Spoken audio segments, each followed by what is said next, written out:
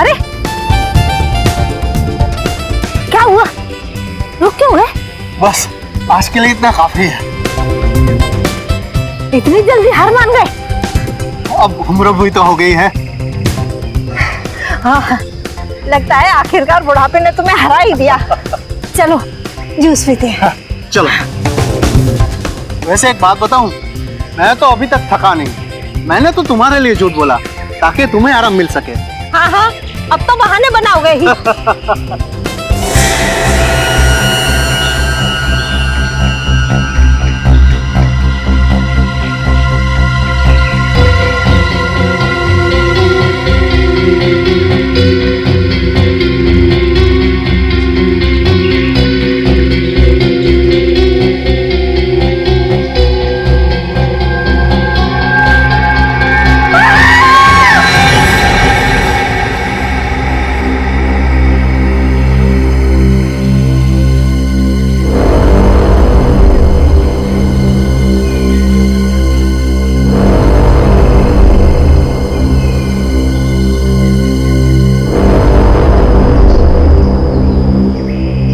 देखो बॉस, इस लड़की के कपड़ों पर ये गन पाउडर लगा हुआ है।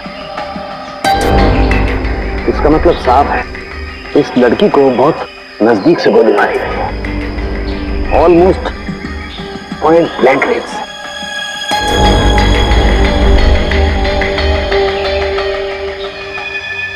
सारुंखे, यार एक बात अजीब है, जख्म के पास खून जमा क्यों नहीं? क्लॉटिंग क्यों नहीं हुआ खून का? यही बात मैं भी सोच रहा हूँ, ब्लड क्लॉटिंग क्यों नहीं है? Blood clotting sir? हाँ पंकज, ब्लड क्लॉटिंग। जब भी इंसान के शरीर में कहीं चोट लगती है तो दिमाग सिग्नल भेजता है चोट को ठीक करने के लिए, और इसलिए वो हिस्सा जहाँ पर चोट लगी है काला पड़ने लगता है, क्योंकि वहां पर खून जमा होने लगता है। इसी को ब्लड क्लॉटिंग कहते हैं। लेकिन यहाँ पर ब्लड क्लॉटिंग का कोई निशान क्यों नहीं है? पर सर, एक मरे हुए इंसान का दिमाग सिग्नल कैसे भेज सकता है? भेज सकता है पंकज, जरूर भेज सकता है, क्योंकि मरने के बाद भी कुछ देर तक इंसान का दिमाग जिंदा रहता है। वो पूरी कोशिश करता है चोट को ठीक करने की। थैंक यू सर, मुझे तो पता ही नहीं था। सर, हो सकता है इस लड़की को कोई बीमारी हो, इसी वजह से ब्लड क्लॉटिंग नहीं हुई। हाँ, हो सकता है पूरी। हो सकता है ये डायबिटीज या हीमोफीलिया की बीमार हो। ऑटोप्सी के बाद पता लगेगा। पूर्वी, पलटाओ इसे।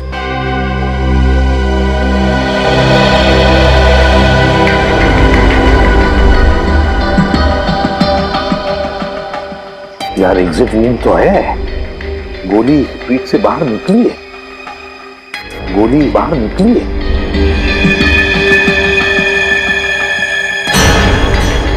पूर्वी, पंकज, देखो वहां पर खून की छींटें हैं, देखो जरा अच्छी तरह से, गोली फंसी हुई है क्या? सर,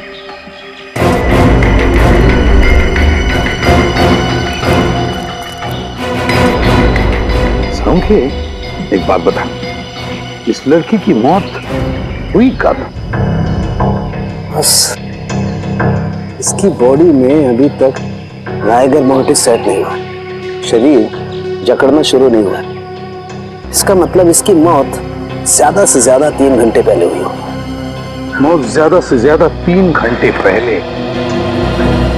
मतलब सुबह सुबह कोई इस लड़की को यहाँ पर लेकर आया, फिर इस पर गोली चलाई और यहाँ से निकल गया। वैसे इस पार्क में कोई वॉचमैन भी नहीं, तो इस लड़की को किसी ने देखा भी नहीं होगा। सारुंखे, क्या हुआ? यार इस लड़की को देख के पता नहीं मुझे ऐसा क्यों लग रहा है जैसे मैंने इसे कहीं देखा है। तूने इस लड़की को देखा है? कहाँ देखा सारुंखे? कहाँ देखा? याद नहीं आ रहा यार कहाँ देखा है, लेकिन मैंने इसे देखा है। याद कर, तेरी याददाश्त तो इतनी जबरदस्त है, फिर भी तुझे याद नहीं आ रहा। याद कर, दिमाग में जोर डाल जरा। पता नहीं, लेकिन मुझे ऐसा लगता है जैसे कई साल पहले मैंने इस लड़की को देखा है। कई साल पहले? इसकी बचपन में देखा है क्या? प्रद्युमन बचपन में देखा होता तो मैं इसकी शक्ल कैसे पहचानता यार? सारुंखे, फिर ये है कौन? देख, इसकी आईडी भी हमें नहीं मिली है कौन बेचारी, ये तो पता चल जाता। सर, सर अच्छी तरह से चेक कर लिया, कहीं पे कोई गोली नहीं। कहीं पर भी गोली नहीं मिली? नहीं सर। तो कहीं ये खूनी गोली लेकर तो नहीं गया?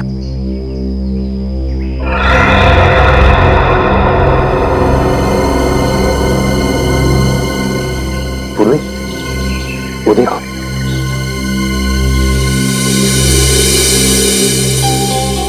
ड्रेस। सर ये तो फेमस डिजाइनर शमिता का टैग है। Famous designer Shamita, Shamita boutique.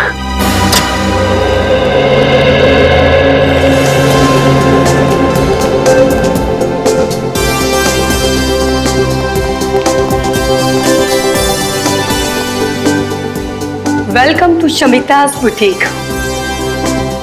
आपके फीचर्स और कॉम्प्लेक्शन को देखकर लग रहा है कि ये ड्रेस आप पर बहुत खिलेगा। एकदम सही कह रही है पूरी, ले लो ये ड्रेस। देखा, अब तो आपके बॉयफ्रेंड ने भी कह दिया, अब तो आप ले ही लो। मैडम आपको कुछ दिखाना है। CID? I am so sorry, मैंने आपको पहचाना नहीं था। कोई बात नहीं, ये बैज तो आपने देख लिया, अभी टैग देखिए और बताइए ये आप ही के बुटीक का है नहीं? हाँ। हाँ मतलब ये टैग हम बहुत साल पहले यूज करते थे, करीब 15 साल पहले। 1998 के बाद हमारे बुटीक का लोगो बदल गया है, अब हम ये लोगो यूज करते हैं।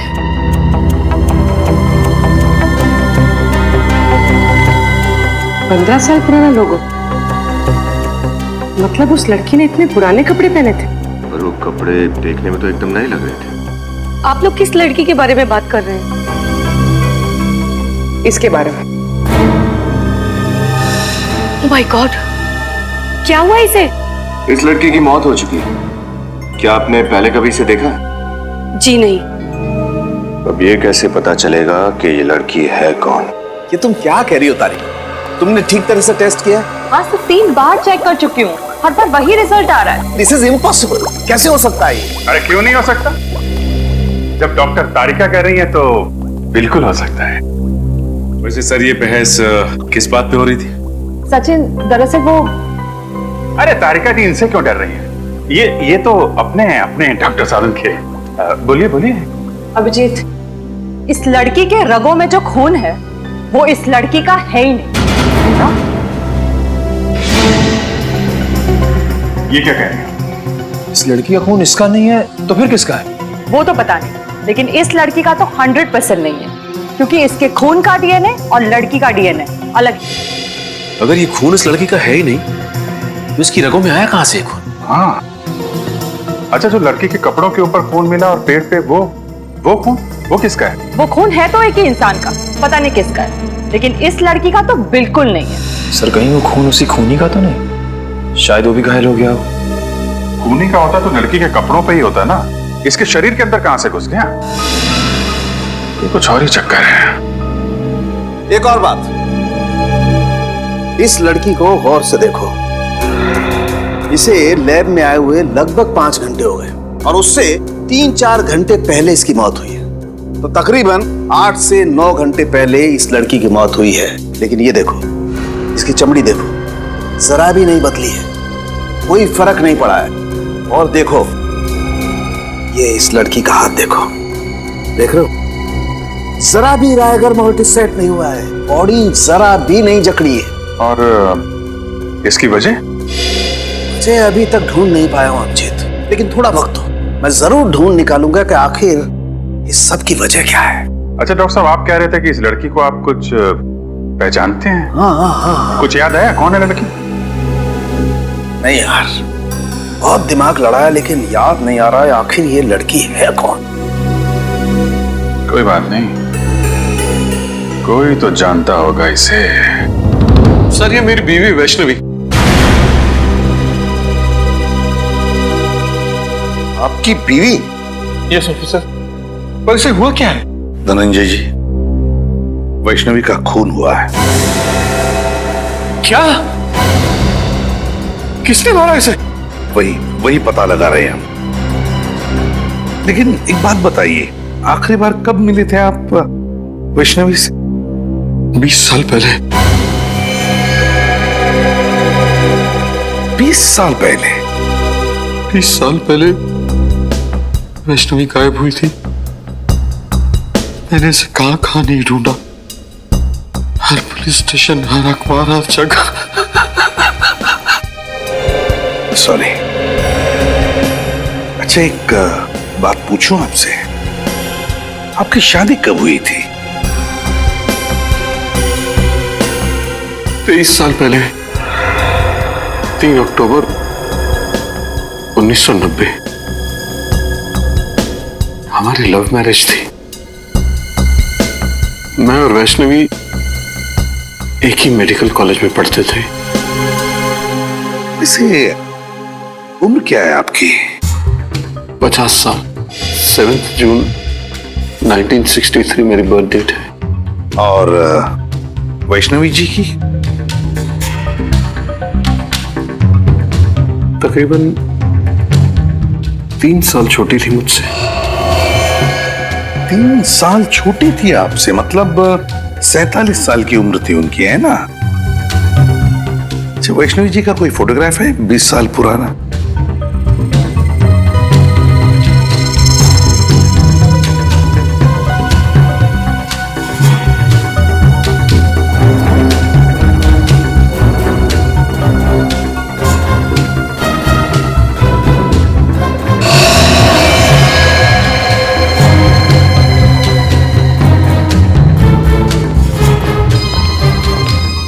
सर, वैष्णवी 20 साल पहले जैसे लगती थी, आज भी ठीक वैसे ही लगती है। हाँ सर, उम्र के साथ साथ इनके चेहरे में तो कोई बदलाव आया ही नहीं। वही तो है ना बड़ी अजीब बात। एक औरत जो 20 साल पहले जैसे दिखती थी, आज भी बिल्कुल वैसे ही दिखती है। ये कैसे? ये मम्मी है। ये मम्मी है? हाँ सचिन, जैसी पिरामिड्स में मिली है वैसी मम्मी, लेकिन इस मम्मी को बनाने में एक अलग टेक्निक का इस्तेमाल किया गया है। सर, आप क्या कह रहे हैं? कुछ समझ में नहीं आ रहा है। मैं समझाता हूं। देखो, ना तो इसकी स्किन का रंग बदला है, ना इसकी बॉडी ने सड़ना शुरू किया है, कोई डिकम्पोज नहीं हुई है, और ना ही इसकी बॉडी ने जकड़ना शुरू किया है। और तो और ग्रेविटी की वजह से शरीर का वो हिस्सा जो जमीन को छूता है काला पड़ना शुरू हो जाता है, और वहां पर ब्लड मार्क्स आना शुरू हो जाते हैं। लेकिन इसके शरीर पे कहीं भी कोई ब्लड मार्क नहीं है। मतलब इसकी बॉडी पे समय का कोई असर नहीं हुआ? बिल्कुल सही है विजय। तो फिर पता कैसे चलेगा कि वैष्णवी की मौत कब हुई? हाँ, वैष्णवी। अरे इसे तो मैं जानता हूँ, इसे ही तो मैं याद करने की कोशिश कर रहा था यार। इसे मैं जानता हूँ, ये मेरे साथ मेडिकल कॉलेज में पढ़ती थी।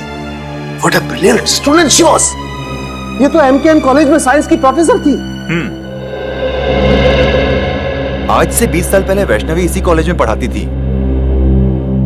बहुत ही टैलेंटेड लड़की थी। हम सबको लगता था कि एक दिन वो बहुत आगे जाएगी, लेकिन बहुत बुरा हुआ उसके साथ। अच्छा, आपको कुछ याद है 20 साल पहले की? मेरा मतलब है, हम ये जानना चाहते कि क्या वैष्णवी का किसी के साथ कोई झगड़ा था या फिर दुश्मनी, नहीं, वो तो सबकी फेवरेट थी। उसका किसी से कोई झगड़ा नहीं था। अगर किसी को कोई प्रॉब्लम होती थी तो वो वैष्णवी के पास जाकर ही सलाह मांगता था। अच्छा, वैष्णवी आखिरी बार कॉलेज कब आई थी, कुछ बता सकते हैं आप? 6 मई 1993। 6 मई 1993? क्या बात है, आपकी याददाश्त की तो तारीफ करनी चाहिए। मुझे इसलिए याद है क्योंकि उस दिन मेरा बर्थडे था, और उस दिन भी वैष्णवी हमेशा की तरह कॉलेज से जल्दी चली गई थी, और शाम को पार्टी में भी नहीं आई, और उसके बाद वो कॉलेज कभी नहीं आई। हमेशा की तरह जल्दी चली गई मतलब? क्या वो अक्सर कॉलेज से जल्दी जाती थी? हर रोज नहीं, गुरुवार को। हर गुरुवार को कॉलेज से 1 बजे ही चली जाती थी। हर गुरुवार को दोपहर के 1 बजे? क्यों, कहाँ जाती थी वो? ये तो उसने कभी किसी को बताया नहीं। इसका जवाब तो डॉक्टर अविनाश ही दे सकते हैं। डॉक्टर अविनाश? जी, डॉक्टर अविनाश उस वक्त के प्रिंसिपल थे। उन्होंने ही उसे हर गुरुवार को 1 बजे जाने की परमिशन दे रखी थी। अच्छा, डॉक्टर अविनाश रहते कहाँ ये डॉक्टर अविनाश?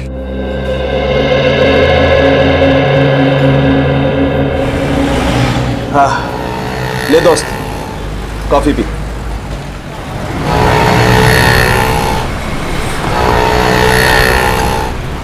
यकीन नहीं आ रहा, इतने साल पुराना दोस्त मेरे सामने बैठा है।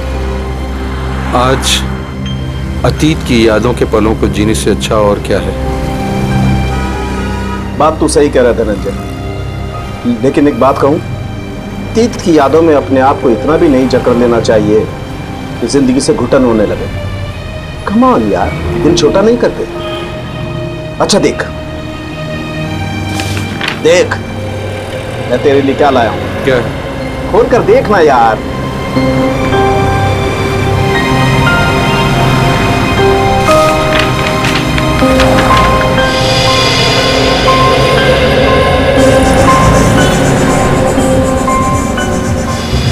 ये फोटो तो हमारे कॉलेज के एनुअल डे फंक्शन की है ना? एग्जैक्टली। तूने अब तक संभाल के रखी है? अरे संभाल के नहीं रखूंगा, तू और वैष्णवी मेरे सबसे करीबी दोस्त थे यार। अच्छा, तू बोल रहा था कि वैष्णवी के कुछ रिसर्च नोट्स थे घर पे, तू लेके आया? हाँ। कहाँ है? मुझसे तो पढ़े नहीं गए। वैष्णवी की एक याद काफी है मेरी आंखें नम करने के लिए।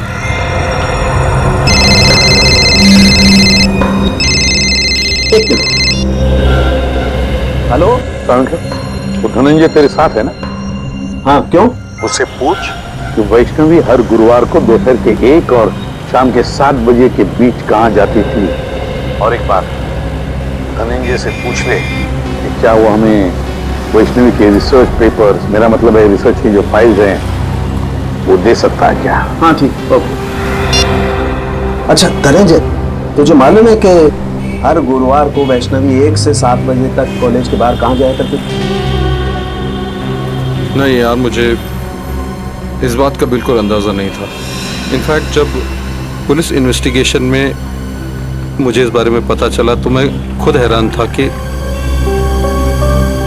वैष्णवी ने इस बारे में मुझे बताया क्यों नहीं कभी। कमाल है यार, वैष्णवी ने ये राज तुझसे छुपा के क्यों रखा? ऐसी क्या बात थी? डॉक्टर अविनाश की तो मौत हो गई, वही एक बता सकती थी कि वैष्णवी हर गुरुवार को जाती कहाँ थी। सर, हाँ, वैष्णवी कहाँ जाती थी उसका जवाब शायद इन फाइल्स में। क्या है इन फाइलों में? वैष्णवी की रिसर्च रिपोर्ट। 20 साल पहले जिस पुलिस स्टेशन में धनंजय ने वैष्णवी के गायब होने की रिपोर्ट लिखवाई थी, वहीं से लेके आया। अच्छा, वेरी गुड। देखे तो सही है क्या इनमें।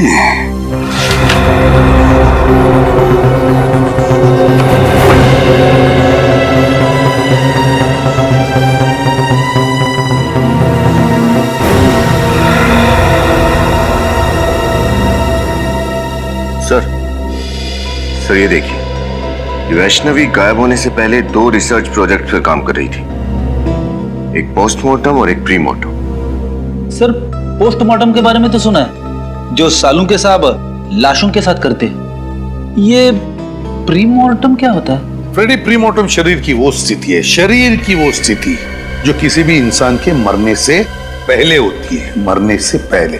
और फिर पोस्टमार्टम तो तुम जानते ही हो।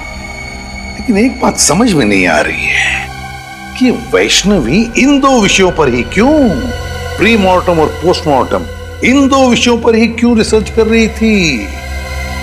क्यों? ऐसा क्या खोज रही थी वो? किस बात पर रिसर्च कर रही थी? कहीं ना कहीं तो कुछ भी तो मिलना ही चाहिए।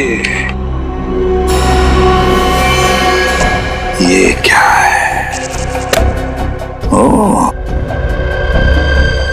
वैष्णवी ये रिसर्च कर रही थी, ये खोजने की कोशिश कर रही थी वैष्णवी, जिससे इंसान का शरीर अनश्वर रह सके, अनश्वर, immortal, Chiranjeev.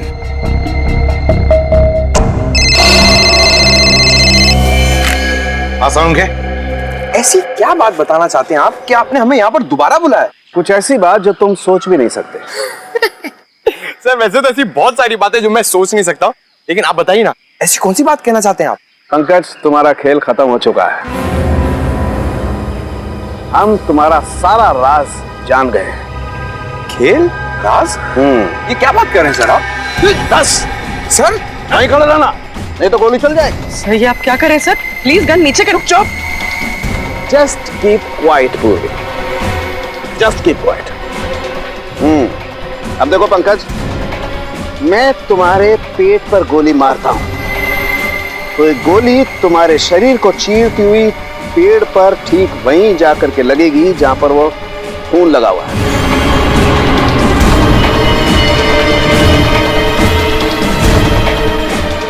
Right sir, please sir रोको, मेरे पैर कांप रहे हैं। सर ये क्या मजाक? बिल्कुल चुप। पंकज, जमीन पे लेट जाओ। लेट जाओ, नहीं तो गोली मारूंगा। एक मिनट सर, लेट आओ। गुड। अब देखो पूर्वी, अब अगर मैं पंकज के पेट पे यहां से गोली मारूं तो गोली इसके शरीर को चीरती हुई कहां जाएगी? जमीन में जाएगी सर। एग्जैक्टली। रुक जाओ सालुंके, नहीं तो गोली चला दूंगा मैं। ये गन रख ले बस। सर मैंने ऐसा क्या किया सर कि आप मेरी जान लेना चाहते थे? मैं तुम्हारी जान लेना नहीं चाहता पंकज, बल्कि मैं आप लोगों की मदद कर रहा हूं बॉस, इस केस को सुलझाने में। पंकज पर गोली चला के? हाँ? गोली मारी तो नहीं ना बॉस। उस दिन हम लोगों को गोली शायद इसलिए नहीं मिली क्योंकि हम लोग सोच रहे थे खूनी ने वैष्णवी पर जब वो खड़ी थी तब गोली चलाई, जबकि हकीकत ये है कि खूनी ने वैष्णवी की लाश पर गोली चलाई जब वो पड़ी हुई थी यहाँ जमीन पर। क्या? उसकी लाश पे गोली चलाई उसने? सब फिर तो शायद गोली जमीन के नीचे होगी। बिल्कुल हो सकता है, खोद कर देखो।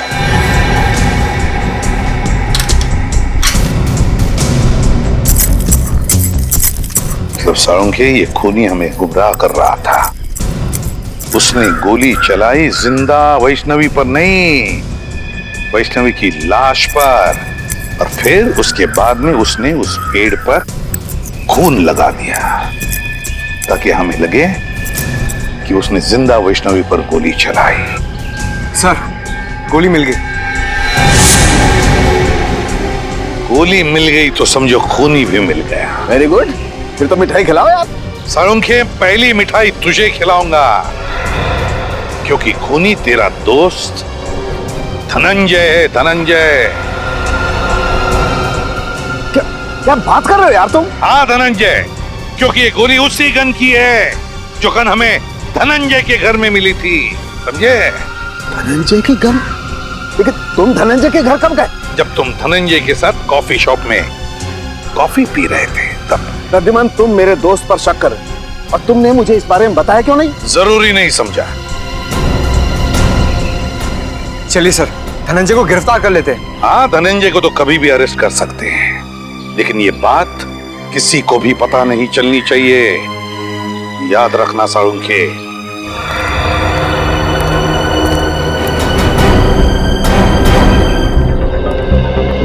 डॉक्टर अविनाश की मौत हो चुकी है। आपको लगता है उनके परिवार वाले वैष्णवी के बारे में जानते होंगे?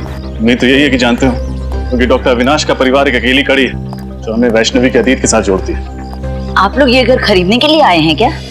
जी नहीं, हम लोग डॉक्टर अविनाश के परिवार वालों से मिलने आए हैं। पर यहाँ तो कोई भी नहीं रहता। कोई भी नहीं रहता? तो फिर डॉक्टर साहब का परिवार कहाँ रहता है?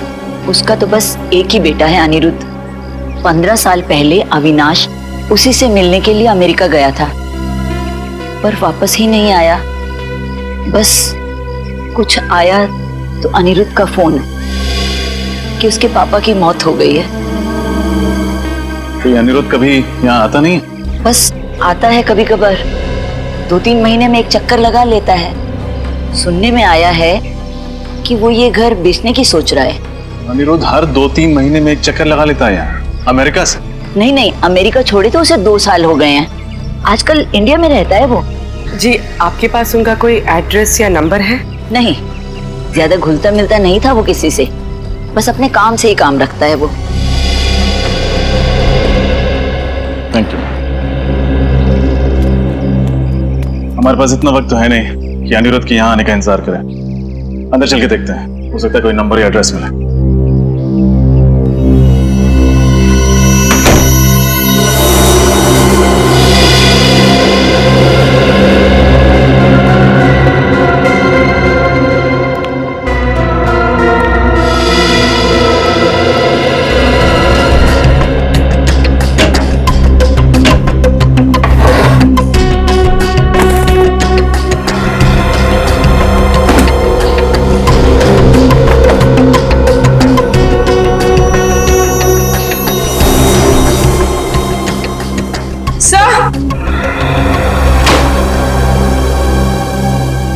ये देखिए, मिस्टर अविनाश का पासपोर्ट। लेकिन डॉक्टर अविनाश की मौत तो अमेरिका में हुई थी, उसका पासपोर्ट यहाँ कैसे पहुंचा? हो सकता है उनका बेटा वापस लेके आया।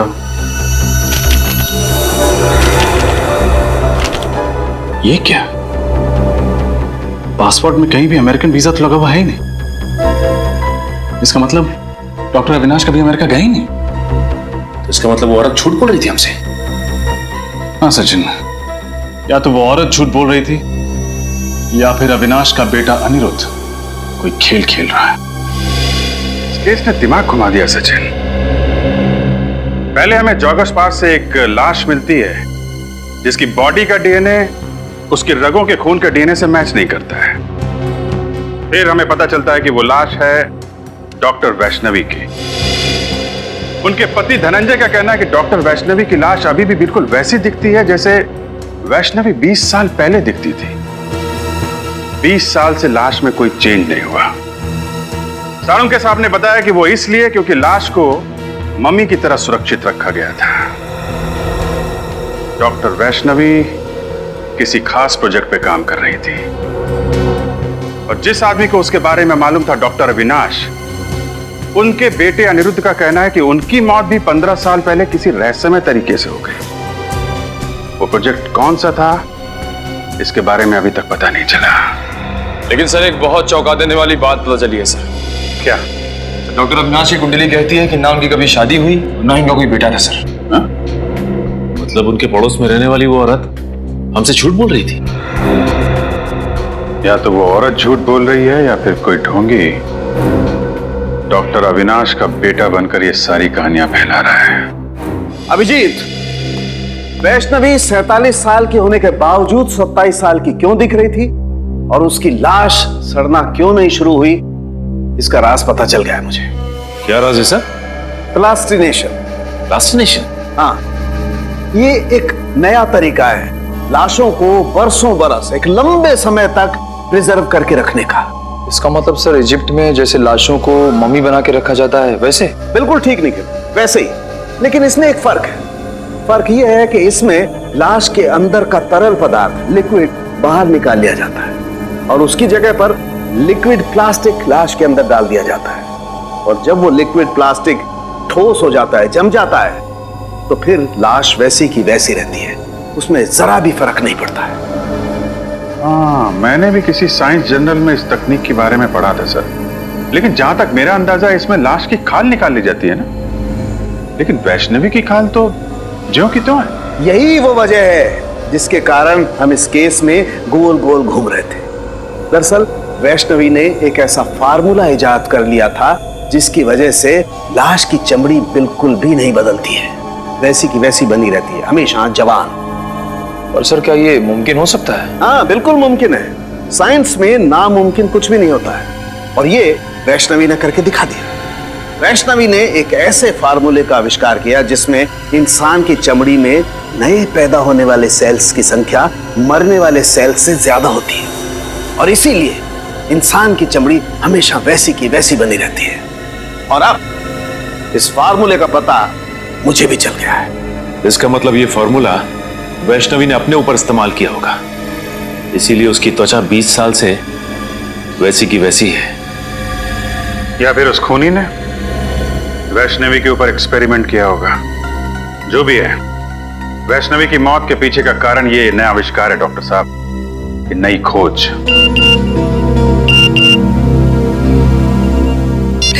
प्लीज सर जल्दी आइए, मैं खतरे में हूँ। तारिका, तारिका खतरे में। कम ऑन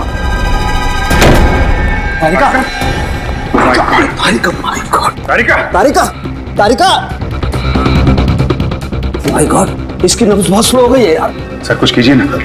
एक मिनट, मैं आता हूं। तारिका, तारिका, तारिका, तारिका, उठो। तारिका, तारिका, तारिका, उठो। Are you okay? Are you okay? हाँ मैं ठीक हूँ। ये कैसे कैसे हुआ ये सब? वो भी कैंटीन से जब अंदर आए मैंने देखा कि वहाँ पे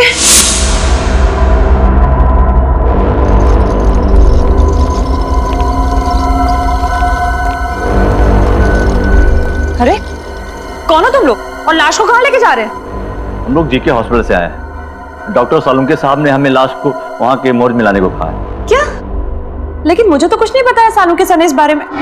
और ये फाइल का छुपा के ले जा रहे हो? सालुंके साहब ने फाइल भी मंगाई है। तो हम चलें? नहीं रुको, पहले मैं सर से एक बार बात कर लूं।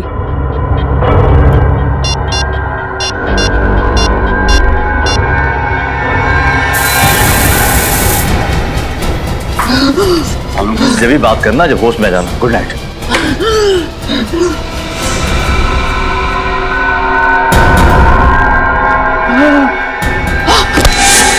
सर ये बात समझ में नहीं आई, कोई लाश क्यों चुराएगा? सचिन, वैष्णवी की लाश को पार्क में फेंकना और फिर यहां लैब से चुरा ले जाना, ये सब एक प्लानिंग थी। प्लानिंग। खूनी वो फार्मूला चुराना चाहता है तो सालुंके साहब ने बड़ी मेहनत से इस लैब में तैयार किया था। मतलब सर जब वो खूनी फार्मूला नहीं बना पाया तो उसने ये सब हमें गुमराह करने के लिए किया। करेक्ट, हमें गुमराह कर रहा है वो। हम उसके जाल में फंसते चले गए। लेकिन खूनी को ये बात कैसे पता चल गई कि सालुंके से फॉर्मूला बना चुके हैं?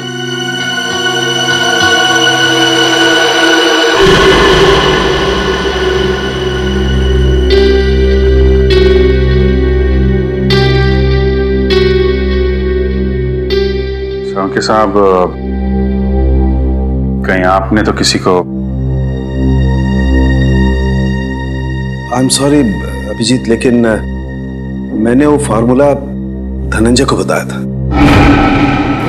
लेकिन वो ऐसा आदमी है नहीं। केस की इंपॉर्टेंट डिटेल्स आप बाहर वालों के साथ शेयर कर रहे हैं। इतनी बड़ी भूल आप कर कैसे सकते हैं सालुंके साहब? मुझसे गलती हो गई, आई नो, मैं मानता हूं, लेकिन धनंजय मेरा दोस्त है यार। दोस्त खूनी नहीं हो सकता?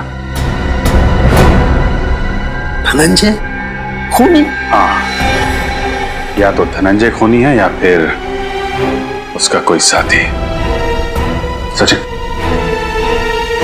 इन चोरों का स्केच बनवाओ और सारे खबरों को इन्फॉर्म कर दो।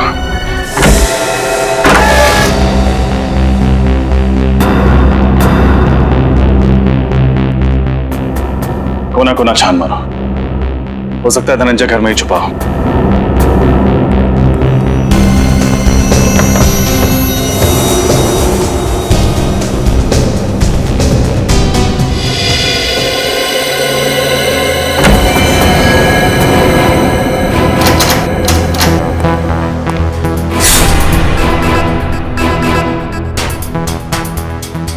रजत, मेरी बात पे यकीन करो यार, मैं कह रहा हूं, मैं धनंजय को बहुत अच्छी तरह से जानता हूं, मेरा पुराना दोस्त है। वो वैष्णवी को नुकसान पहुंचाने के बारे में सोच भी नहीं सकता यार। आई एम सॉरी सर, इस वक्त आप एक दोस्त की तरह सोच रहे हैं, एक सीआईडी ऑफिसर की तरह नहीं। अच्छा, और उस वक्त तुम कहां गए थे जब रोमा की लाश को मेरे पास लेकर के आए थे और तुमने कहा था ये सीआईडी को पता नहीं लगना चाहिए सर? तब तुमने सीआईडी ऑफिसर के बारे में क्यों नहीं सोचा? तुम्हें पता है रजत, सीआईडी को जब कोई लाश मिलती है तो सबसे पहले फॉरेंसिक लैब में आती है, और तुम उसे कहां ले गए? वहां प्राइवेट नर्सिंग होम में। सर आप इसे मेरा पागलपन समझिए, कमजोरी। मैं एसीपी सर से तब तक नजरें नहीं मिलाऊंगा जब तक मैं अपने ऊपर लगे हुए सारे इल्जाम गलत साबित नहीं कर देता। तुमने ठीक नहीं किया रजत। अगर कोई और इन सर्कमस्टांसेस में मेरी मदद मांगता, मैं उसे साफ मना कर देता। लेकिन तुम्हारे दिल में सीआईडी के लिए एक जज्बात है, अपनी अपनी ड्यूटी के लिए, एक फर्ज के लिए एक बात है। Let me see what I can do for you. क्या चाहते हैं सड़ों साहब? मैं आपका एहसान चुकाने के लिए इस खूनी को छोड़ दूं? फिर खूनी? ये खूनी खूनी की क्या रट लगा रखी है तुमने रजत? एक बार प्रूव हो जाने दो कि धनंजय खूनी है, फिर चढ़ा देना उसे सूली पर, चढ़ा देना तुम। सर वो खूनी है कि नहीं ये तो तभी साबित होगा जब वो हमारे हाथ लगेगा। पता नहीं किस कोने में जाके छुप गया है।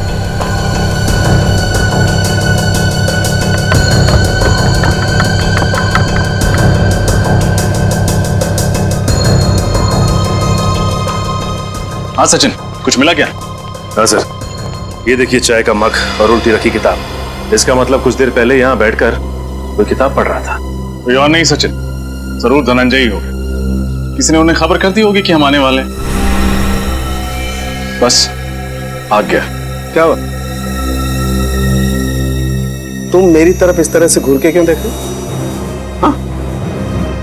क्या मतलब क्या तुम्हारा? साथ में था ना मैं तुम्हारे।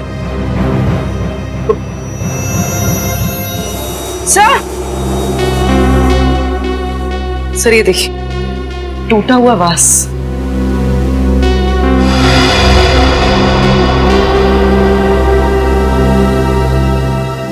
सर इसमें तो खून भी लगा हुआ, देखिए।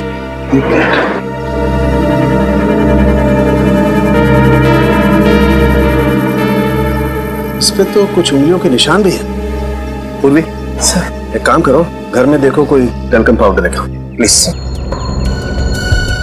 तो कहीं ये खून धनंजय का तो नहीं? धनंजय को कुछ हो तो नहीं गया? शायद धनंजय ने किसी को कुछ कर दिया। Sir thank you. मुझे तो लगता है कि धनंजय यहाँ बैठ करके चाय पी रहा था और किसी ने इस वास से उसके सर पे वार किया और उसे किडनैप कर लिया है।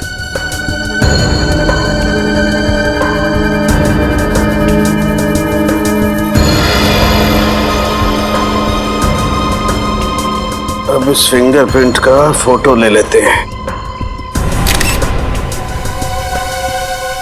अब पुलिस रिकॉर्ड में मैच करके देखते हैं, पता चल जाएगा आखिर ये है कौन।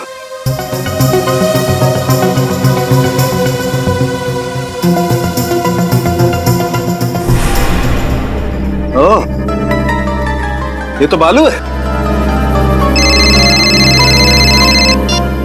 हेलो, कौन है वो? बालू इस वक्त कहां है वो? ठीक है, कड़ी नजर रखो उस पर, कहीं भी नहीं जाना चाहिए वो।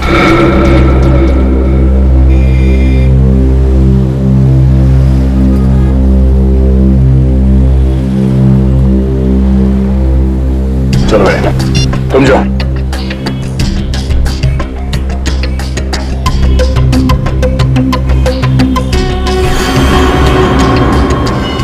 सीआईडी के सबूतों के साथ छेड़खानी करने की हिम्मत कैसे की तूने?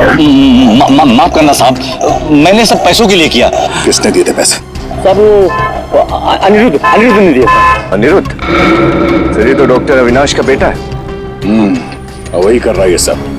पहले अपने पिताजी के अमेरिका जाने की झूठी कहानी सुनाई और अब इनसे गैर कानूनी काम करवा रहे हैं। ठिकाना कहाँ है उस अनिरुद्ध का?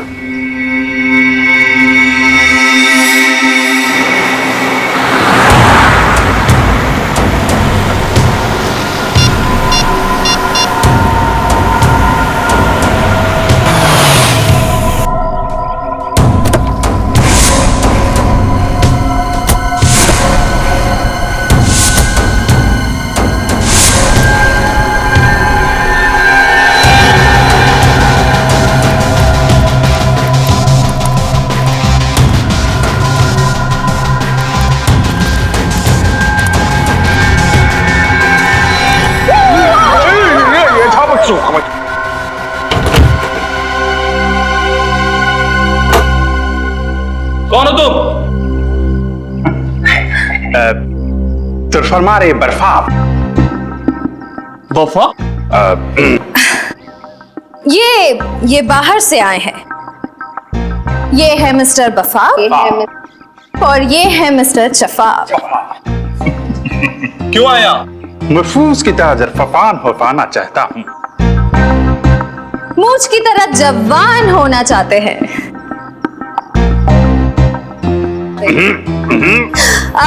इनके कहने का मतलब है कि इन्हें पता चला है कि तुम्हारे बॉस के पास एक स्पेशल फॉर्मूला है जिससे लोग जवान हो जाते हैं, और ये वो फॉर्मूला खरीदना चाहते हैं। नहीं, ऐसा कुछ नहीं है। चलो निकले यहाँ से। दरफात तरफोड़ के हरफात पे रख देंगे।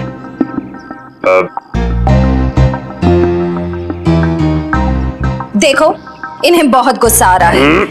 ये बहुत बड़े साइंटिस्ट हैं, बहुत पैसा भी है इनके पास। अपने बॉस से मिलवा दो, बहुत फायदा हो जाएगा।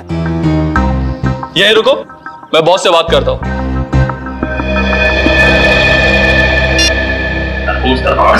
सर फोड़ने का नहीं, वेट करो। तरफोड़ कंट्रोल।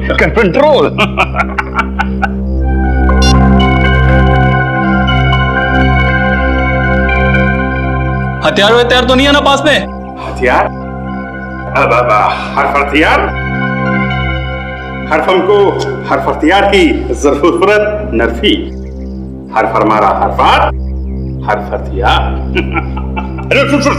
चले? चलो, Let's go.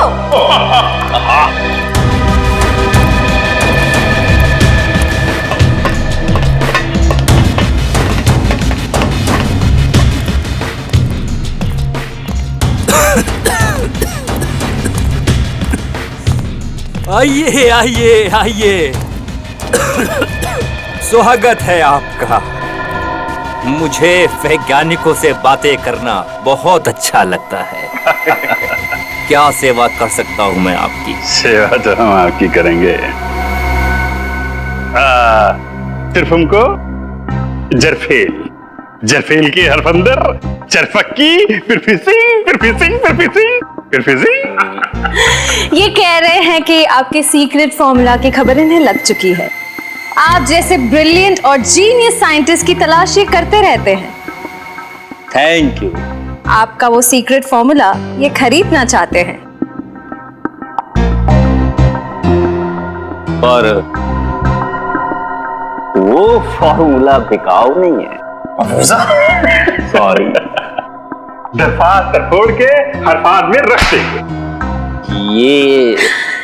ये कह रहे हैं कि हर चीज बिकाऊ होती है, बस सही दाम देने की जरूरत होती है। फिर तो मुझे इस फॉर्मूले के 100 करोड़ रुपए चाहिए। सरफों का फोड़। तैयार हैं आप? दूर दरफात तरफोड़ के मंजूर है, 100 करोड़ देने के लिए तैयार है। मगर ये देखना चाहते हैं कि आपका वो सीक्रेट फॉर्मूला काम करता भी है या नहीं। करता है। जाओ लेके आओ। 15 साल की मेहनत है उसमें। ऐसा काम करता है कि बहुत जल्द इस दुनिया में बूढ़ा इंसान दिखाई नहीं देगा। हर तरफ जवान ही जवान, बच्चे ही बच्चे।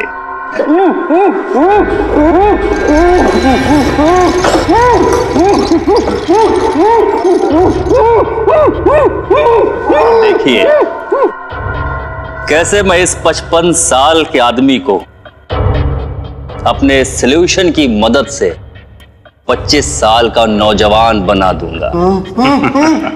दरफात तरफोड़ दो। ये पूछ रहे हैं आप ये सब करेंगे कैसे? विज्ञान।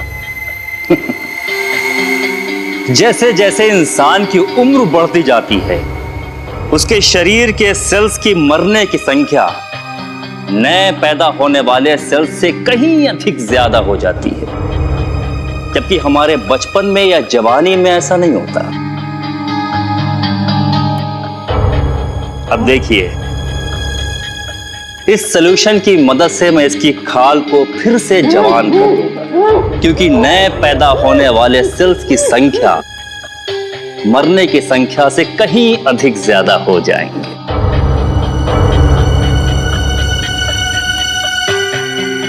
बस डॉक्टर अविनाश, समझ में आ गया आपकी जवानी का राज। ये हिंदी कैसे बोलने लगे? हिंदुस्तानी है तो हिंदी तो बोलेंगे ही डॉक्टर अविनाश। सीआईडी? पकड़ो इसे।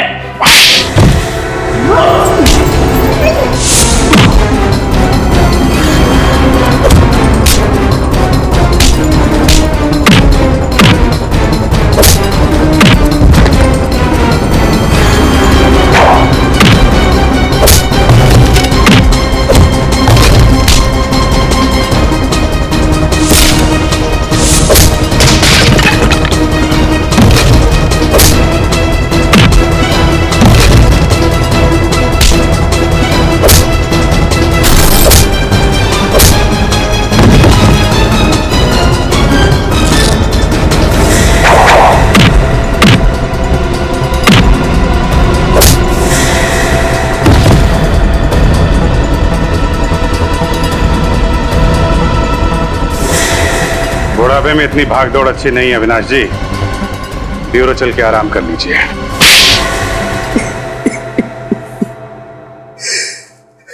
वैष्णवी के रिसर्च के बारे में सिर्फ मैं ही जानता था। ये रिसर्च उसके लिए इतनी अहम थी कि उसने डॉक्टर धनंजय को भी इसके बारे में नहीं बताया था। और तुमने क्या किया? विश्वासघात, वैष्णवी का विश्वासघात किया तुमने उस फॉर्मूले के लिए जिसके लिए उसने बरसों तक मेहनत की थी। लेकिन सर, पर कोई भी रिसर्च बिना पैसे के पूरी नहीं होती सर। उसके एक्सपेरिमेंट का सारा खर्चा मैंने उठाया था। उसे खुफिया लैब बना के दी ताकि वो बिना किसी रोक टोक के पूरी शिद्दत और मेहनत से अपने जुनून में सफल हो सके। और जब वैष्णवी सफल हो गई तो तुम लालची हो गए। तुमने सोचा क्यों ना वो फॉर्मूला लेकर नाम और पैसा खुद ही कमा लूं, है ना? लेकिन जब उसने फॉर्मूला देने से मना कर दिया तो मैंने उसे मार डाला और उसी को लाश को प्लास्टिनेट करके उसी पर एक्सपेरिमेंट करने लगा। एक्सपेरिमेंट क्यों? वैष्णवी की मौत के बाद फॉर्मूला तुम्हारे हाथ नहीं लगा? नहीं, क्योंकि उसने मरने से पहले वो कागज को नष्ट कर दिया था। मैं 20 साल तक नाक रगड़ता रहा, लेकिन वो केमिकल मुझसे नहीं बना। ओ, एक और सफलता।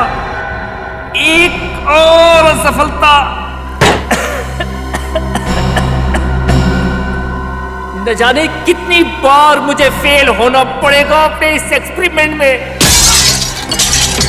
हमें गुमराह करने के लिए तुमने वैष्णवी की लाश को पार्क में फेंक दिया। तुम जानते थे कि सीआईडी वाले आज नहीं तो कल उस केमिकल के बारे में जरूर पता लगा लेंगे और मौका मिलते तुम उसे चुरा लोगे, हैं? हाँ, और मेरा प्लान कामयाब भी हो गया था। लेकिन उस केमिकल को बेचने से पहले आप लोग मुझ तक पहुंच गए। बड़े बड़े मुजरिमों के पापी इरादों पर पानी फिरा है सीआईडी ने, समझे? अब जेल में सड़ते बैठना, अपनी नकली जवानी के दिन काटते फांसी का ऑर्डर आने तक।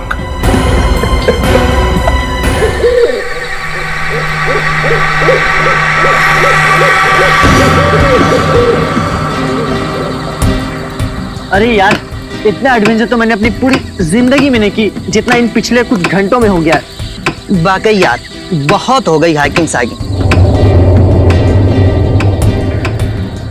अरे विनय, तू ठीक है ना?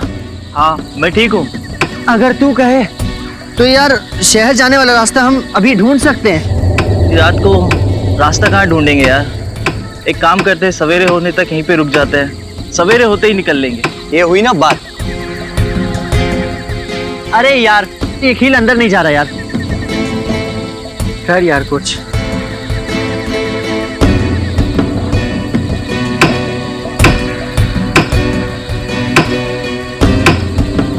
मुझे लगता है नीचे पत्थर दबा हुआ है, पहले उससे निकाल लेते। यार, हम किसी कब्रिस्तान में तो नहीं आ गए ना? बस यार, अब मैं एक पल भी यहाँ नहीं रुक सकता।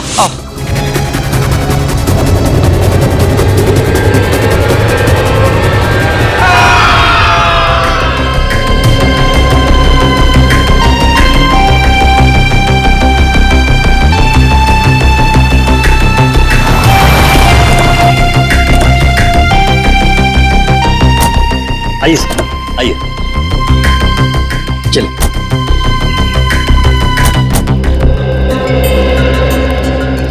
वाओ, आज मेरी जिंदगी का सबसे बड़ा दिन है।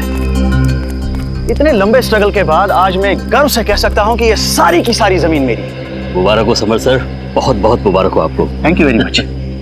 कहिए, कैसी लगी आप लोगों को ये जमीन? शहर से काफी दूर है और आप यहाँ हॉलिडे कॉटेज बनाना चाहते हो? यहाँ दूर दूर तक हम खेती करेंगे, फलों की, सब्जियों की, और यहाँ बीच में हम कॉटेज बनाएंगे, हट्स बनाएंगे। ये वाकई नया और अनोखा आइडिया है, लेकिन खेती बाड़ी शुरू करने से पहले हमें यहाँ जमीन की जांच तो करनी पड़ेगी ना।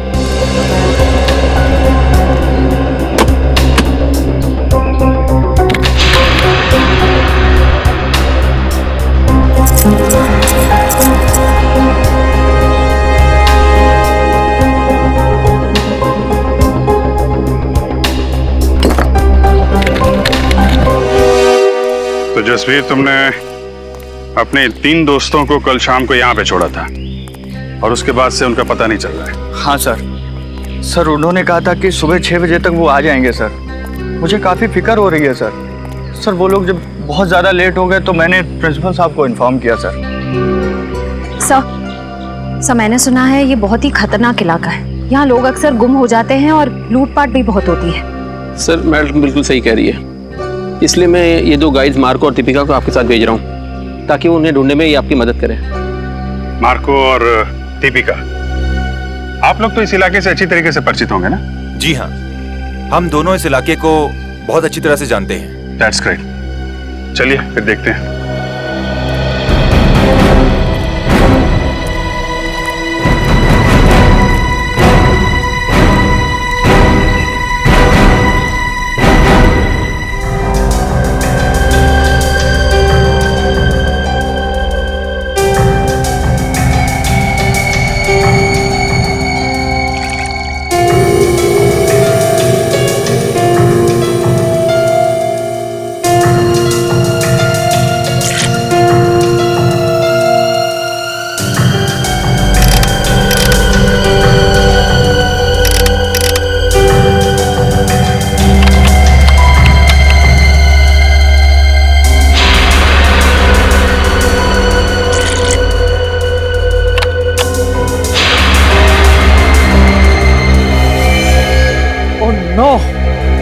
क्या हुआ? मिट्टी बंजर है क्या? नहीं, ऐसी तो कोई बात नहीं है। तो फिर ये देखो, मिट्टी में से क्या मिला है।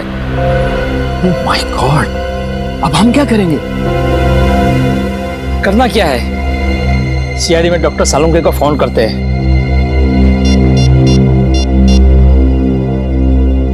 Hello doctor Salunke?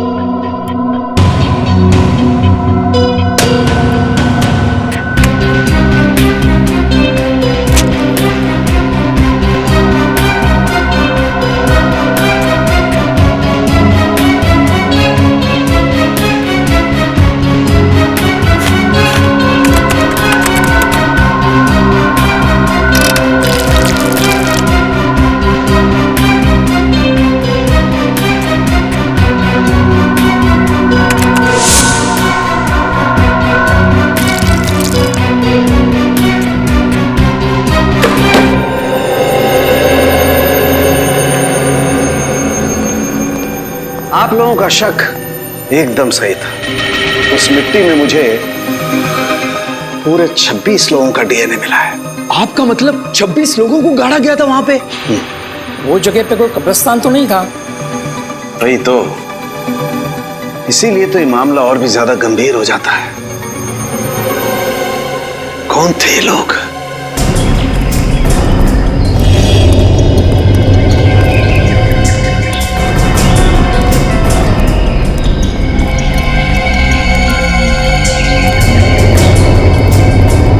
इधर बाईं तरफ और दाईं तरफ क्या है? बाईं तरफ खाई है और दाईं तरफ एक जमीन का टुकड़ा है। अगर किसी को हैकिंग करनी होती है तो वो सीधा इसी रास्ते से ऊपर जाता है। इधर? Yes sir.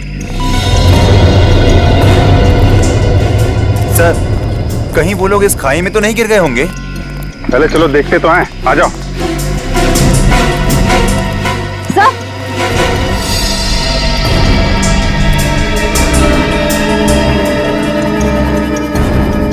Sir ice cream.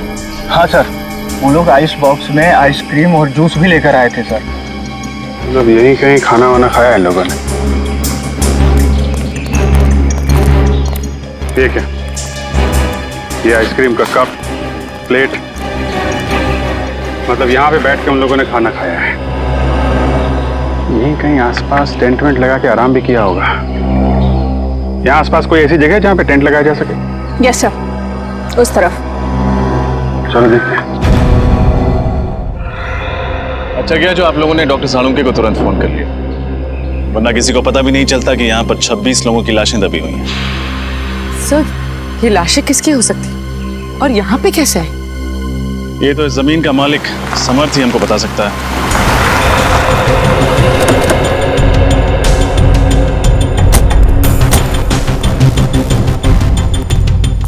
Hello officer, क्या हुआ? अरे अगर कोई तकलीफ थी तो हमें बता देते, सीआईडी वालों को बुलाने की क्या जरूरत थी? जब लाशों के भंडार मिलते हैं तो एक अच्छे नागरिक का फर्ज होता है कि वो सीआईडी को तकलीफ दे। लाशों के भंडार कहाँ? आपकी जमीन के अंदर हमें 26 लाशें मिली। 26 लाशें? ऐसे कैसे हो सकता है? आपको जरूर कोई गलतफहमी हो गई है। कोई गलतफहमी नहीं हुई है। हमें इंसानों की हड्डियां, बाल, दांत मिले हैं। अभी ना जाने क्या क्या मिलना बाकी है आपके जमीन के अंदर से।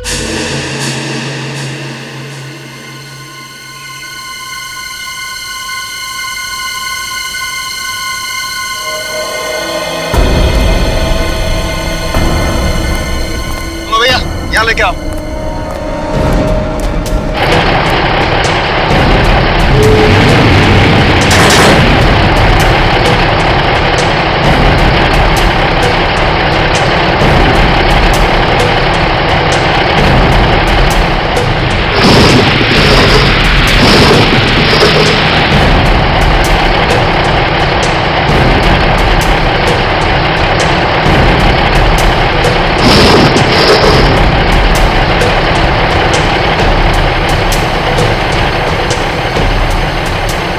मुझे तो यकीन नहीं आ रहा है कि इस जमीन के अंदर 26 लोगों की लाश है। अगर कोई मुजरिम एक भी लाश को गाड़ता है तो वो पकड़ा जाता है, और यहाँ किसी ने 26 लाशें गाड़ी है। कोई भी जुर्म छुपता नहीं है डॉक्टर तारिका। इस अपराध से भी पर्दाफाश हो ही गया। उर्मीन मजदूरों को लेके जाओ, उनको बोलो उस तरफ खुदाई शुरू करें। आप लोग उस तरफ चलिए।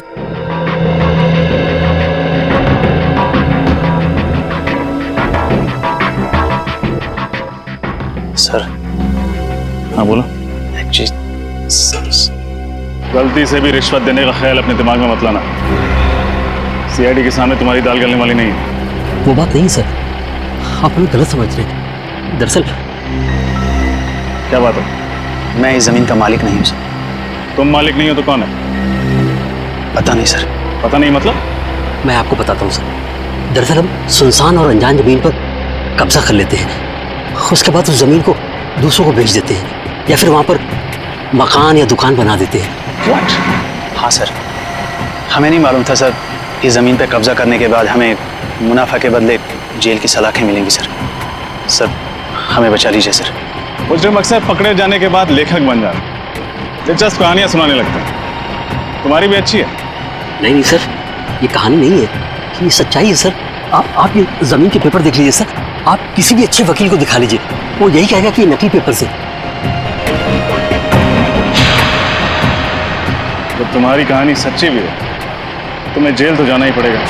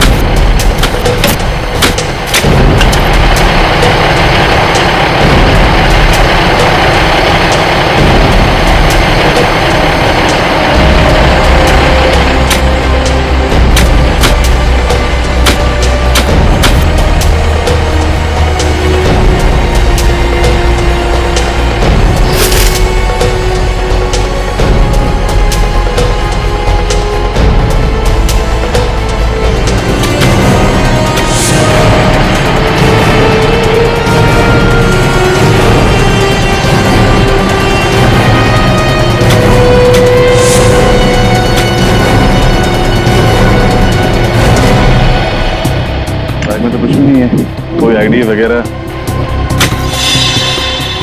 सर ये देखिए,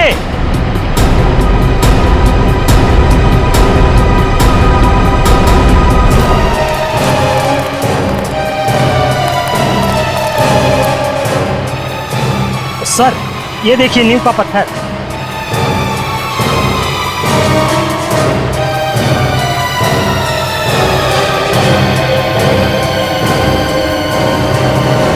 कहीं ऐसा तो नहीं कि यहाँ पर कभी कोई बिल्डिंग हुआ करती थी जिसे गिरा कर इस जगह पर कब्रिस्तान बना दिया गया? हो सकता है।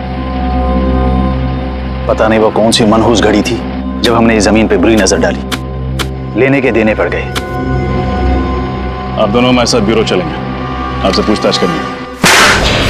जमीनों के घोटाले करने के लिए तुम दोनों को गोल्ड मेडल देना चाहिए, गोल्ड मेडल। जाने कितनी जमीनों पर गैर कानूनी कब्जा किया तुम लोगों ने, और कितने लोगों को जमीनें बेच भी दी। माफ कर दीजिए सर, गलती हो गई।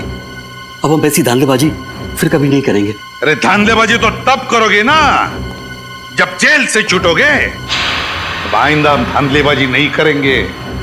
खज्जर फार्म्स के बारे में बताओ, किसके नाम पर है वो जमीन? बताओ जल्दी। हम सच कह रहे हैं सर, हमें कुछ भी नहीं मालूम। हम तो ऐसे ही जमीनों पे कब्जा कर लेते हैं जो लावारिस होती है। फिर भी कब्जा करने के पहले तुमने रजिस्ट्री ऑफिस से पता किया ही होगा ना कि ये जमीन किसके नाम पे? किया था, और रजिस्ट्री ऑफिस में कुछ महीने पहले आग लग गई थी, जिसकी वजह से इस जमीन के सारे डॉक्यूमेंट चल गए थे।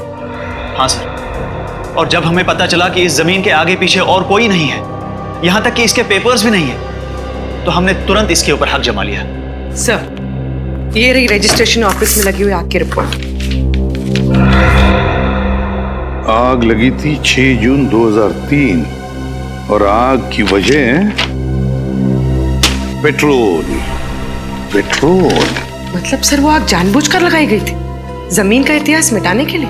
हाँ पूर्वी, जानबूझकर लगाई गई थी, क्योंकि खूनी जानता था कि एक न एक दिन वो सारे कंकाल जमीन के नीचे से ऊपर आएंगे। इसलिए अपने आप को बचाने के लिए उसने ये रास्ता ढूंढा था।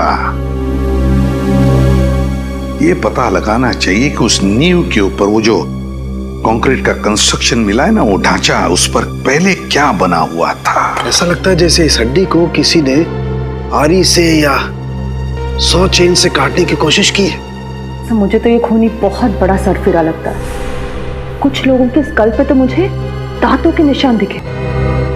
My God. सर कहीं ये किसी जंगली जानवर का काम तो नहीं है? नहीं रोहन, ये किसी जंगली जानवर का काम नहीं हो सकता है, क्योंकि जानवर किसी को खाने के बाद उसे जमीन में गाड़ने की मेहनत नहीं करता। ये काम किसी इंसान का ही है। सर अब बस ये पता चल जाए कि इन सब की मौत कब हुई थी, तब जाके हम उस खूनी तक पहुंच सकते हैं। चल जाएगा तारिका, ये भी पता चल जाएगा उस माइक्रोस्कोपिक रेडियोग्राफी के जरिए। और ये देखो, जिस इंसान की ये हड्डी है उसकी मौत 7 से 10 साल पहले हुई है, यानी 2003 से 2006 के बीच में इस इंसान की मौत हुई है।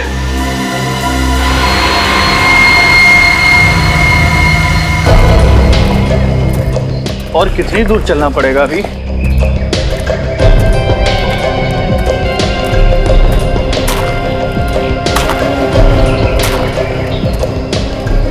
क्या बच रहा है? सर मैंने किसी के चलने की आवाज सुनी।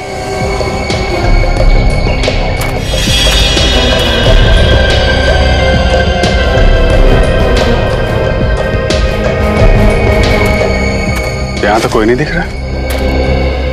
सर शायद मेरा वहम होगा। इतना सारा खून। सर इस लड़की के सामान में से ये मुझे कुछ बीज मिले हैं।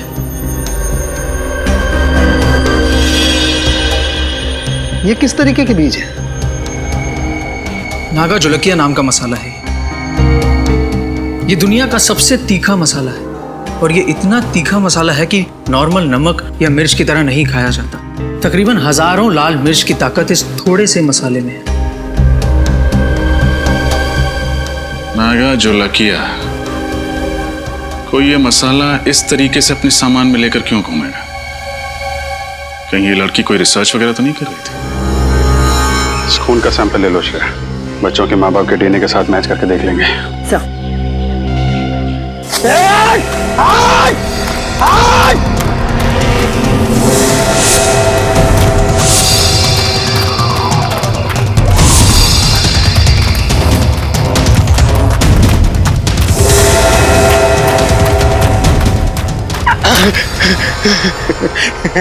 बहुत देर कर दी मेहरबान आते आते। चलो अब अच्छे बच्चों की तरह अपना सारा सामान मेरे हवाले कर दो। नहीं तो क्या करेगा? हाँ?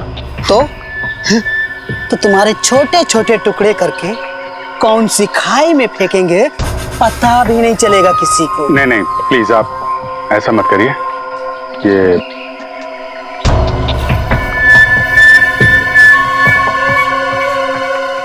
सीढ़ी सीढ़ी और सामान चाहिए आप लोगों को?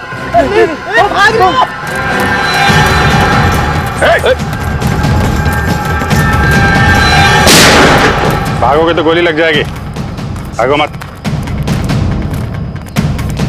कहाँ भाग रहे थे? हमें माफ कर दो साहब, हम दोनों तो छोटे मोटे लुटेरे हैं साहब। मासूम लोगों को लूटते हो, बाद में उनको मार के फेंक देते हो। नहीं साहब, हम लुटेरे हैं, खूनी नहीं है साहब। हम लोगों ने किसी को नहीं मारा साहब। अच्छा, फिर ये 3 लड़के कहाँ हैं? क्या किया तुम लोगों ने इनके साथ? कुछ भी नहीं किया, उल्टा उन लोगों ने हम लोगों को मारा। तो उस पेड़ पे वो खून तुम्हारा है? वो खून तो इस वाले लड़के का साहब। मारपीट के दौरान थोड़ी सी चोट लगी थी साहब। किस तरफ गए वो लड़के? जेल की तरफ। चलो दिखाओ। मैं होल्ड करता हूँ। हाँ जल्दी बोलो।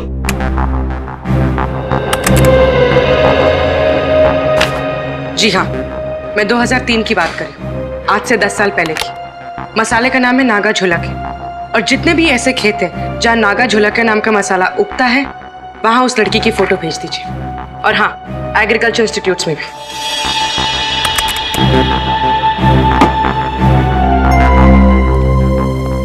सर, हमें जिन लोगों के कंकाल मिले हैं उनके गायब होने की रिपोर्ट अभी तक नहीं मिली है, और इनमें से कुछ लोग विदेशी भी हैं। पता नहीं उनके घर वालों ने उनके गायब होने की रिपोर्ट कहां पे लिखवाई है। हो सकता है ना फ्रेडी कि उनके घर वालों को पता ही नहीं था कि जब ये हादसा हुआ तब ये लोग इंडिया में ही थे। लेकिन एक खज्जर फार्म से ही पता चलेगा कि ये सारा चक्कर क्या है। सर, एक बात बड़ी अजीब है, खज्जर फार्म के आसपास दूर दूर तक कोई भी जंगली जानवर नहीं है, तो लोगों को मार कौन सकता है उनके मांस के लिए?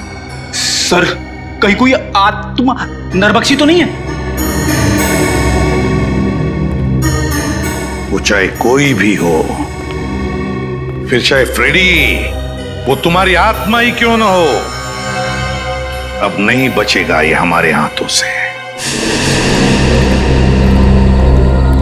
ये रही झील।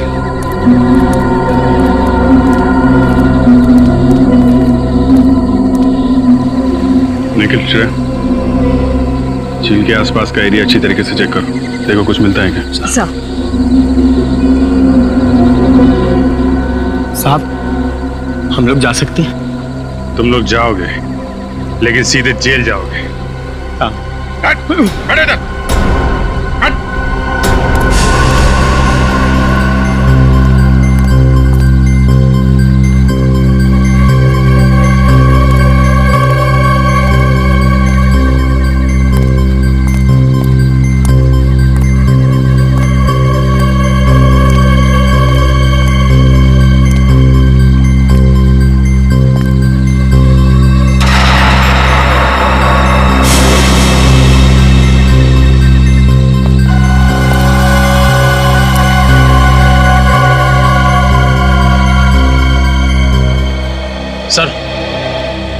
सर, ये टॉल मिला है सर, इस पे खून लगा हुआ है। जरूर ये किसी घायल लड़के का ही होगा। काफी गहरी चोट लगी है उसे। इस जख्मी हालत में रात कहीं ना कहीं टेंट में गुजारी होगी। वो क्या बता रही थी आप? वो टेंट वाली जगह कितनी दूर है यहाँ से? बस यही पास में है। चलिए दिखाइए जरा। चल चल। यही वो जगह है। सर ये टेंट तो मेरे दोस्तों की है सर। ये एक मिनट, ये रुकिए आप लोग।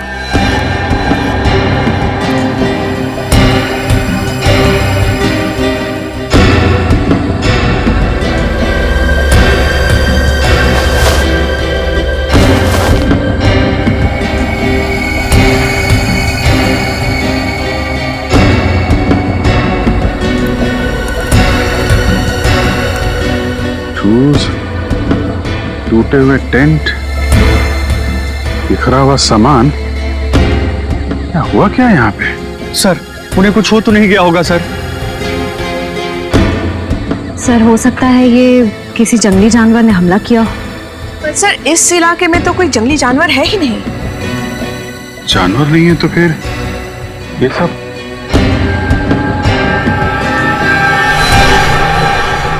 क्या?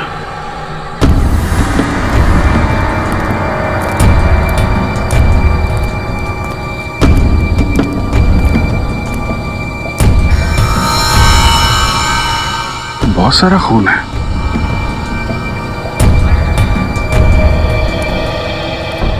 अगर इसमें तुम लोगों का जरा भी हाथ हुआ ना तो तुम लोगों का वो अंजाम होगा कि तुम लोग सोच भी नहीं सकते। श्रेया, सबको जेल में डाल दो, ले जाओ। चलो कट।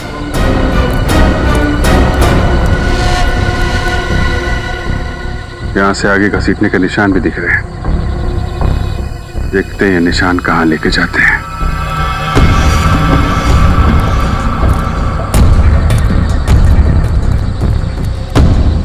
ये क्या चक्कर है?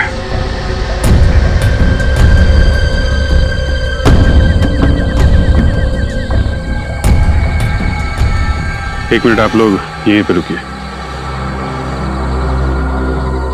सर मिट्टी काफी ढीली लग रही है, ऐसा लग रहा है हाल फिलहाल में खुदाई हुई है। मामला गड़बड़ लग रहा है।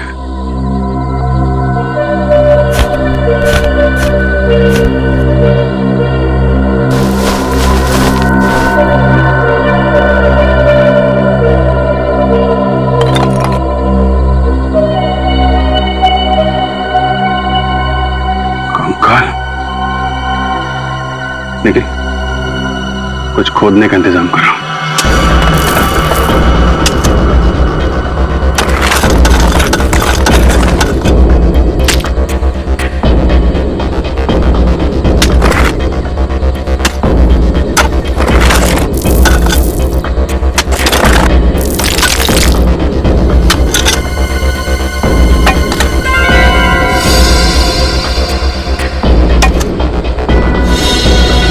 एक, दो, तीन, चार।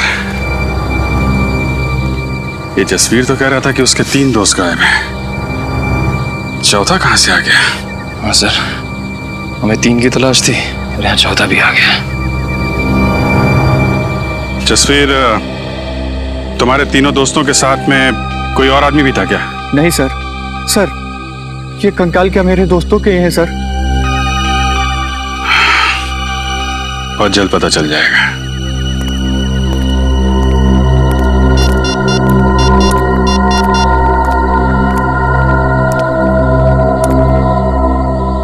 हाँ तारिका जी, आपको जंगल में आना पड़ेगा। खजर फर्म से मिली फाउंडेशन के अनुसार ही मैंने ये ब्लूप्रिंट तैयार किया। काफी बड़ी जगह है ना? जी सर, इसको देखकर नहीं लगता है कि ये किसी का घर या ऑफिस होगा। 2-2 स्विमिंग पूल की जगह छोड़ी गई है सर। 2-2 स्विमिंग पूल तो किसी होटल या रिसोर्ट में ही हो सकते ना? बिल्कुल सही कहा आपने। इसे देखकर लगता है ये जरूर कोई होटल या रिसोर्ट होगा, क्योंकि कॉरिडोर की जगह भी छोड़ी गई है यहाँ। और ये यहाँ पर हमें सबसे ज्यादा लाशें मिली इस एरिया में। यहाँ क्या हो सकता है? मुझे लगता है सर ये होटल या रिसोर्ट का गार्डन हो। कोई होटल या रिसोर्ट, कोई होटल या रिसोर्ट जहां पर लोग रहने जाते थे पर जिंदा वापस नहीं लौटते थे। जी हाँ सर, मैं पहचानता हूँ इन्हें। ये दलजीत है और ये मयंक, दोनों नेशनल लेवल के रनर्स थे। दोनों नेशनल लेवल के रनर्स?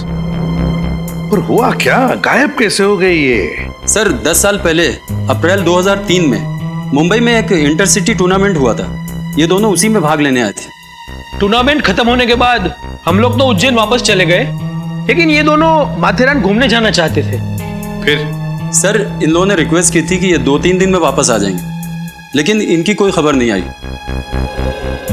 इस लड़की को तो आप जानते ही हैं ना? हाँ सर, ये रिया है। ये पंचगिनी गई थी हाइब्रिड प्लांट के रिसर्च के लिए। मुंबई रुकने का इसका कोई प्लान नहीं था, पर शायद उस रात काफी हाईवे पर जाम था, इसलिए मजबूरी में यहाँ इसे रुकना पड़ा। खज्जर फार्म में? जी। पूर्वी ये तीनों के तीनों, ये दो लड़के और ये लड़की मुंबई शहर के नहीं थे, बाहर के थे, बाहर के। और सर ये तीनों खज्जर फार्म में रुके थे। वही तो, तीनों खज्जर फार्म में रुके। सर हमें यहाँ आसपास से किसी भी केमिकल के ट्रेसेस या लैब वगैरह कुछ नहीं मिला है। इसका मतलब इन चारों को मारा कहीं और गया है और बाद में इन्हें यहाँ पे लाके गाड़ दिया गया।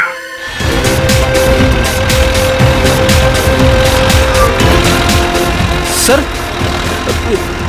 ये रिसोर्ट और कितनी दूर है? बस थोड़ी देर में आ जाएगा, वो देखो।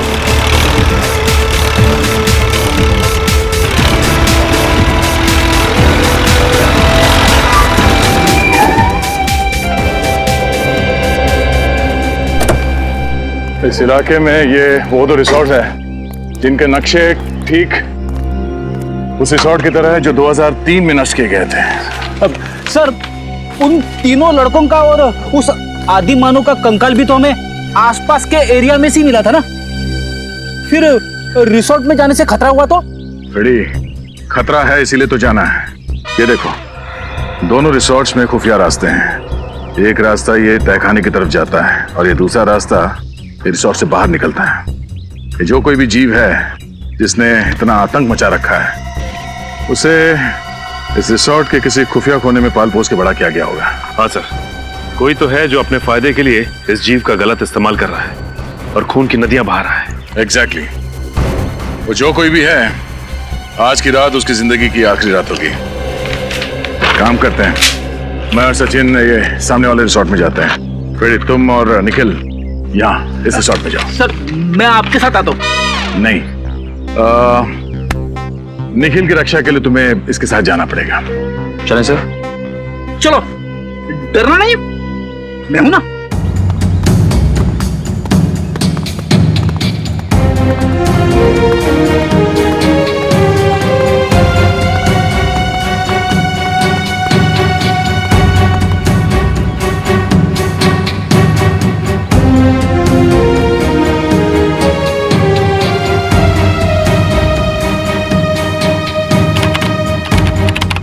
कमाल है, हमें तो लगा था उन 3 लड़कों के हादसों के बाद हमारा बिजनेस कुछ दिनों के लिए ठप हो जाएगा।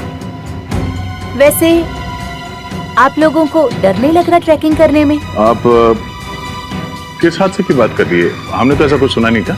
चलिए अच्छी बात है कि आपने ऐसा कुछ भी नहीं सुना। वो कहते हैं ना, इग्नोरेंस इज ब्लेस। अच्छा वैसे ये बताइए कि हम लोग अपने कमरे में खाना कब तक मंगवा सकते हैं? रात में 11 बजे तक। उसके बाद रिसेप्शन पे कोई नहीं रहता। वैसे चलिए, आइए।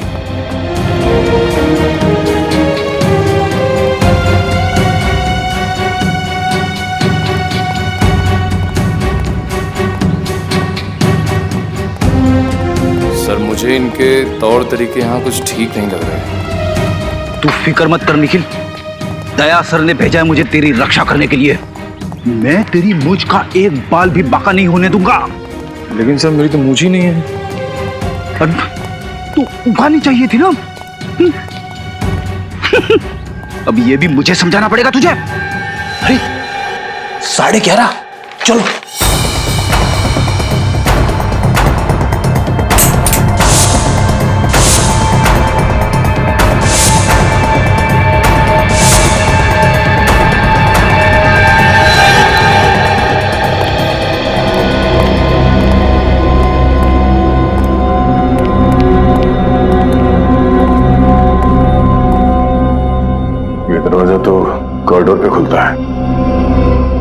नीचे चलते हैं।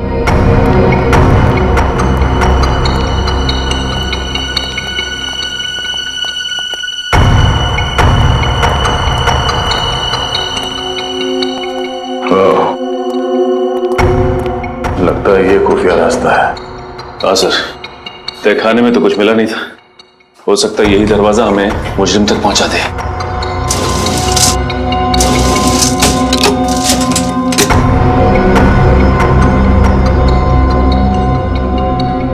ये तो दरवाजे पे बुरी तरह से जंग लगी हुई है। ऐसा लगता है दरवाजा काफी साल से खुला ही नहीं है, किसी ने हाथ तक नहीं लगाया इसे। ये दरवाजा। आप लोग यहाँ क्या कर रहे हैं? हाँ पानी चाहिए था तो ढूंढते ढूंढते यहाँ आ गए। यहाँ पे? यहाँ पे नहीं, हम लोग रिसेप्शन की तरफ जा रहे थे, लेकिन रास्ता भूल गए। वैसे ये रास्ता कहाँ जाता है? कहीं नहीं, ये दरवाजा हमेशा बंद रहता है। इस रिसोर्ट में और भी कई दरवाजे हैं जो हमेशा बंद रहते हैं। ये रिसोर्ट तो भूल भुलैया है। आप लोग अपने कमरे में चलिए, मैं पानी लेके आता हूँ। सर, अगर इस रिसोर्ट में कुछ नहीं है तो फिर जरूर अगले रिसोर्ट में कुछ होगा। इस फ्रेडी को फोन करके देखते हैं।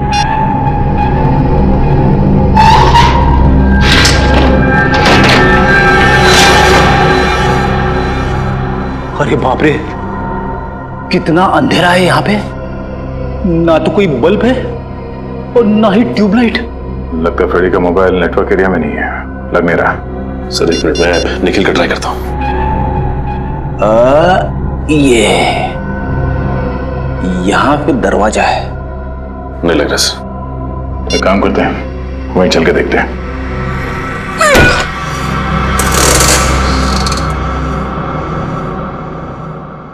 अरे एक और खुफिया दरवाजा। हाँ सर।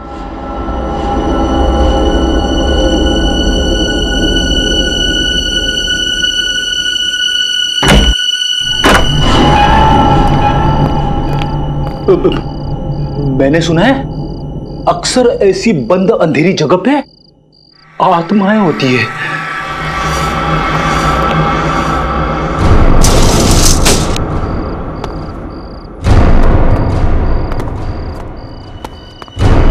खूनी आत्मा।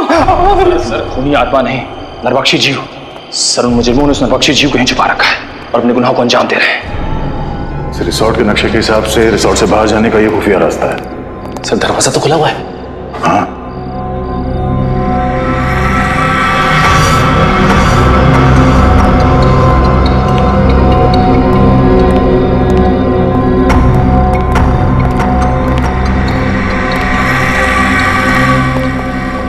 दो पलंग। हाँ, दोनों पलंग पे चेन है उस नरभक्षी जीव को बांधने के लिए। एक जीव दो पलंग, अब ये नया क्या चक्कर है? ये कैसी आवाज है? किसी जानवर की आवाज लग रही है। सर दो पलंग, कहीं ऐसा तो नहीं यहाँ पे दो नरभक्षी जीव है? निखिल, यहाँ से खिसक लेते हैं, आगे का इन्वेस्टिगेशन दया सर के साथ ही करेंगे। सर कुछ नहीं होगा आपको, मैं हूं ना। कौन है?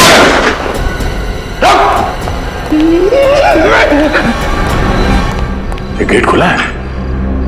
सर फिर तो फ्रेडी और निखिल इतनी गए होंगे। हाँ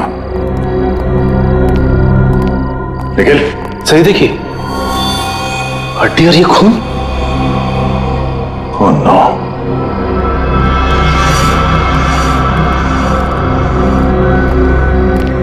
ये क्या? इसका मतलब है दो नरभक्षी जीव। लेकिन सर एक की तो मौत हो गई थी। सचिन, निखिल और फ्रेडी की जान को भी खतरा है, जल्दी।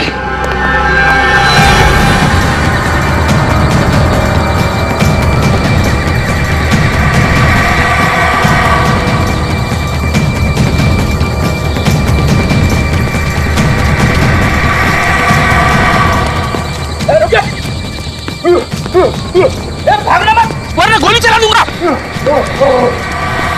रुक।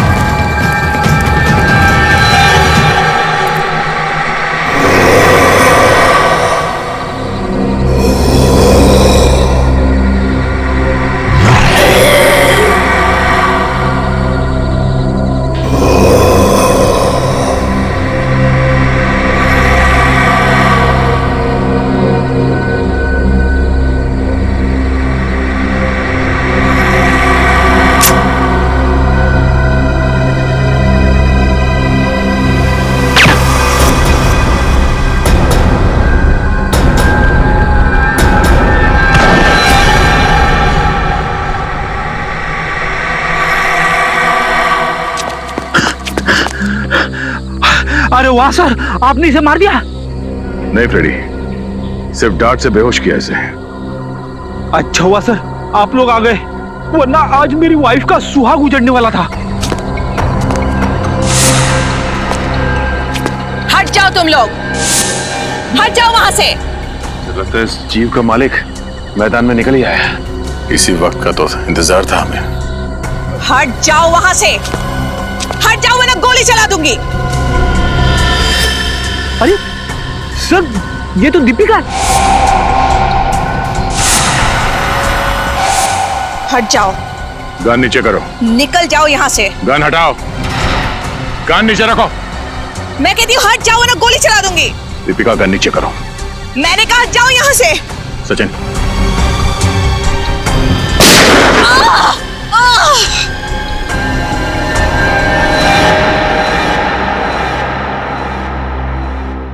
मेरे पिताजी एक एंथ्रोपोलॉजिस्ट थे, मानव वैज्ञानी।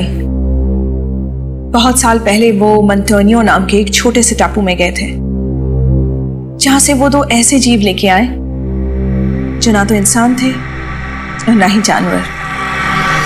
उन्हें देखकर ऐसा लगता था जैसे वो इंसानों से एक स्टेज पीछे हैं। एक मिनट, तुम्हारे पिताजी उन लोगों को यहाँ इंडिया में कैसे लेके आए? ये तो गैर कानूनी है ना? जी, स्मगल करके, गैर कानूनी तरीके से।